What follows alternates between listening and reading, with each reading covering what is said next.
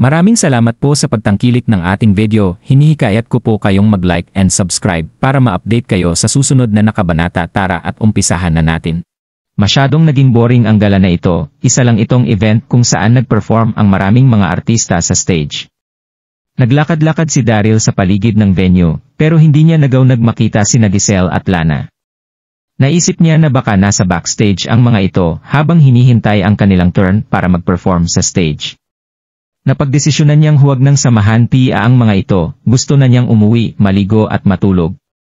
Umalis siya sa Donghai Satellite Television Building at nagsindi ng sigarilyo malapit sa entrance nito. Malapit nang sumapit ang 9 PM, kumurap ang mga ikaw habang naglalakad ang mga tao sa mga kalye sa paligid nito.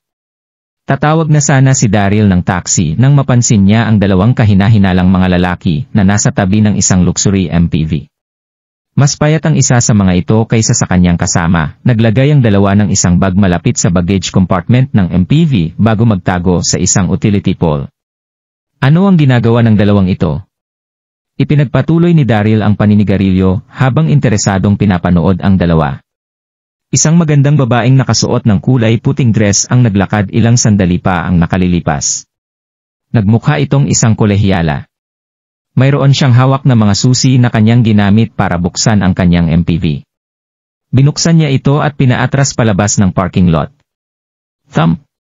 Dalawang mga lalaking mula sa likuran ng di kalayo ang utility pole ang agad na nagpakita ng tamaan ng sasakyan ang bag na kanilang nilatag sa daanan. Hoy, marunong ka bang mag-drive? Hindi mo ba nakikitang mayroong gamit sa likuran ng sasakyan mo? Lumabas ka nga riyan. Paulit-ulit na kinatok ng galit na matabang lalaki ang bintana ng sasakyan, habang pinapababa ang babae sa sasakyan. Dito na umupo ang payat na lalaki, habang nasasaktang binubuksan ang maletang nabangga ng sasakyan. Ang antigo kong vase. Kabibili-bili ko lang dito sa halagang $2 million. Nabasag ang vase ko. Napuno ang maletang iyon ng mga piraso ng nabasag na vase na may iba't ibang laki. Nakakatawa. Masyado nang mautak ang mga manloloko ngayon. Ipinagpatuloy ng natutuwang si Daryl ang panonood sa ginagawa ng dalawa. Agad na nakuha ng sigaw na ito ng matabang lalaki ang atensyon ng isang taong naglalakad sa kalye. Dito na dumami ang mga taong umusyoso sa pangyayari. Natigilan naman ang dalaga sa kanyang sasakyan. Bumaba siya at tinitigan ang mga basag na piraso ng vase. Mukhang nagulat siya habang tinitingnan ito. Pasensya na talaga. Agad na namutla ang mukha ng dalaga. Sinabi ng matabang lalaki na isa itong antigong vase na nagkakahalagang $2 milyong. Kaya paano niya magagawang bayaran ang mga ito? Napakagat na lang sa kanyang labi si Dora Simpson habang nababalot ng pagkabagabag ang kanyang katawan. Isa lang siyang estudyante sa Donghai University na nag-apply bilang isang driver para makaipon ng pambayad sa kanyang tuition fee dahil hindi naman siya nagmula sa isang mayamang pamilya. Pero hindi niya inakalang mapapasok siya agad sa isang gulo sa unang araw ng kanyang trabaho. Hindi ko ito nakita. Pasensya na talaga. Agad na napuno ng pawis ang mukha ni Dora habang paulit-ulit na humihingi ng tawad sa dalawang lalaki. Hindi ko ito mapapalampas. Binasag mo ang vase kong nagkakahalaga ng $2 million. Siguradong mayaman ka naman matapos mong mag-drive ng ganyang kagandang sasakyan. Kaya bayaran mo na ako ngayon din. Irap ng payat na lalaki habang nagpapakita ng naiinis na itsura sa babae. Ano? $2 milyon? Buntong hininga ng mga tao sa paligid. Imposible para sa isang pangkaraniwang tao na magbayad ng ganoon kalaking halaga. Nakahinga naman ng maluwag ang mga taong hindi nakaintindi sa sitwasyon nang makita ang sasakyang minamaneho ng babae. Mayaman ka namang babae ka, bayaran mo na lang siya. Oo nga. Ikaw din naman ang may kasalanan kung bakit nabasag ang vase niya. Agad na nakaramdam ng matinding takot si Dora. Nagpapanik nitong sinabi na, wala akong pera, isa lang akong driver. Nagkakahalaga ito ng $2 milyong. Hinding-hindi siya makakaipon ng ganito kalaking halaga kahit na magtrabaho pa siya habang buhay. Pinanatili naman ng payat na lalaki ang seryoso niyang mukha habang nagagalit na sinasabing, dapat ka lang magbayad sa ginawa mo, iha. Bayaran mo na ang nasira mo. Nagpatuloy naman ang matabang lalaki sa pagsasalita, oo nga, iha. Hindi naman kami naghahanap ng gulo, at hindi naman kami humihingi ng halagang mas mataas kaysa sa halaga ng nabasag mong vase. 2 milyon ang nagastos naming para rito. Ito ang resibo at certificate nito, tingnan mo. Ibinigay niya ang resibo at certificate na hinanda nila para sa babae bago sabihing, mukha ka namang edukado kaya hindi mo madeden ang katotohanang ikaw ang nakabasag sa porselana naming vase. Wala naman magawang tiningnan ni Dora ang certificate, makikita na malapit na itong umiyak. Hindi na nakapagpigil pa ang isa sa mga babaeng nakikiusyoso sa kanyang sarili. Malakas itong nagsalita ng, kailangan mong bayaran ang nasira mo, iha, pero $2 milyong ba talaga ang halaga nito? $2 milyong. Maaaring peke lang ang certificate na yan, madali lang makakakuha ang kahit na sino ng ganyang klase ng certificate sa tabi-tabi. Agad na nagising sa realidad ang mga tao sa paligid, dito na sumangayon ang karamihan sa kanila sa babae.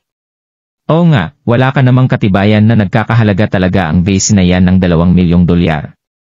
Aabot ba talaga ito sa halagang iyan, kahit na isa pa itong antike? Hindi ka basta-bastang magbigay ng presyo nito, dahil lang masyado pang bata ang babaeng yan. Hindi naman nagalala ang dalawang mga lalaki sa ginagawang usapan ng mga tao sa kanilang paligid. Propesyonal na ang dalawang ito sa panloloko kaya nakahanda na sila sa anumang mangyari.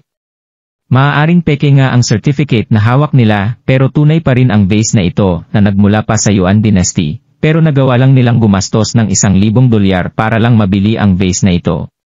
Pinili talaga ng dalawa na biktimahin ang isang taong nagmamaneho ng isang mamahaling sasakyan. Sinadya nilang ilagay ang maleta sa likuran nito at hintayin itong mabangga ng kanilang biktima habang pinapaatras nito ang kanyang sasakyan palabas ng parking lot. Dito na sila magpapakita at magbibintang sa kanilang biktima na nakabasag ng binili nilang vase. Siguradong makakaramdam ng pait ang sinumang bibiktimahin ng mga ito sa sandaling malamang ng mga ito ang modus ng dalawa. Hindi ka naniniwalang nagkakahalaga ito ng $2 milyong?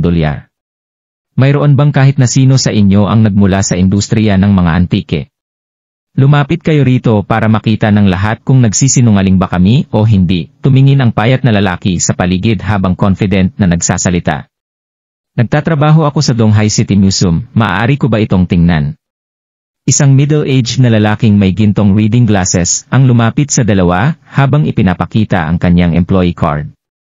Agad na nanahimik ang lahat sa paligid.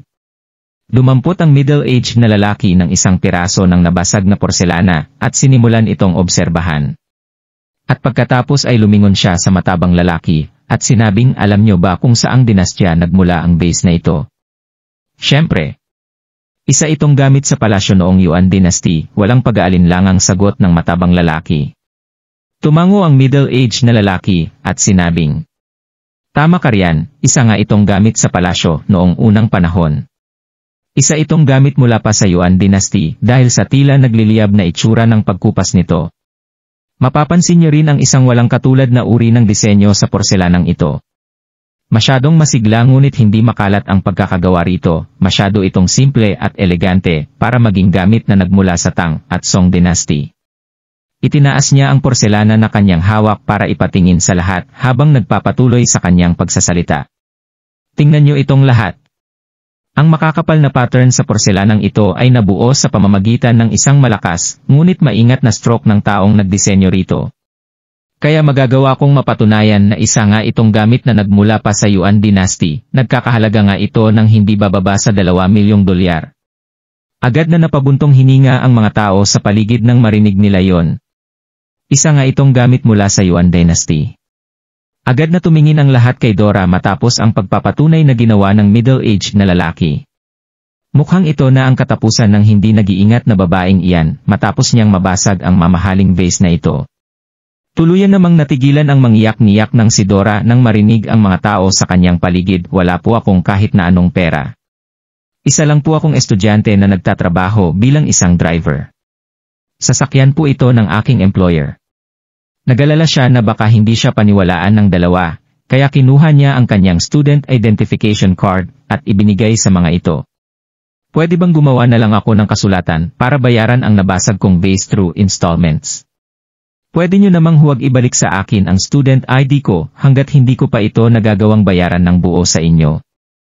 Tumingin naman ang dalawang mga lalaki sa isa't isa bago iisang iniling ang kanilang mga ulo. Isang utang. Hindi ito maaari.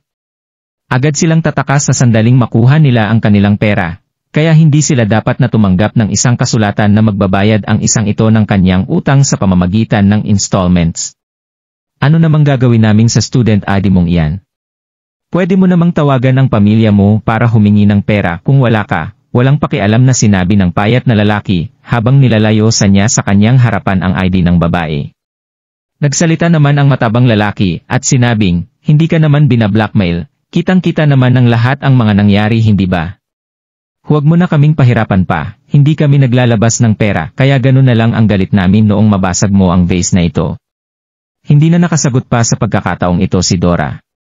Napakagat na lang siya sa kanyang labi habang tumutuluan ang kanyang mga luha. Saan naman siya makakakuha ng $2 milyong pambayad sa mga ito? Hindi na nagpatumpik-tumpik pa si Daryl. Humakbang siya ng 2 beses palapit habang nakangiting sinasabi na sige, pwede na kayong tumigil sa pagkukunwari. Wala nang natitirang konsensya sa kanilang mga katawan ang 2 manluloko na ito. Hindi nila pinalampas ang isang ito kahit napatunayan na nito sa kanila na isa lang itong mahirap na estudyante sa isang universidad. At sino ka namang hayop ka? Agad na napuno ng galit ang 2 manluloko habang sinesermonan si Daryl. Pinanatili naman ni Daryl ang bahagyang ngiti sa kanyang mukha habang nagpapatuloy sa paglapit. Hindi niya nagawang pansinin ng kahit isang beses ang 2 manluloko at sa halip ay dire-diretsong lumapit sa nabasag na vase para kumuha ng isang piraso nito at kalmadong sabihin na, inaamin ko na magaling nga kayong umarte, pero masyado na kayong walang awa sa ginawa niyong ito. Dito na naglakad si Daryl papunta sa middle-aged na lalaking nagtatrabaho sa museum at seryosong sinabi na, tama ka nga, isa nga itong gamit na nagmula sa Yuan Dynasty, pero tanging labas lang nito ang tiningnan mo kanina. Hayaan mong turuan kita kung paano tumingin ng tama sa mga antike. Naisip naman ni Sean Larson na nakakatawa ang ginagawang iti ni Daryl. Ito ang unang beses na may magalok sa kanya na magturo kung paano tumingin ng mga antike matapos niyang magtrabaho sa museo ng 20 taon. Natawa ang asawa ni Sean na nagsabing, Iho, sinusubukan mo bang turuan ang asawa kong tumingin ng isang antike? Kung nagustuhan mo ang mga ganitong video, huwag mong kalimutan mag-like and subscribe. Panoorin mo na rin ang mga naunang kabanata para lalong maubos ang oras mo.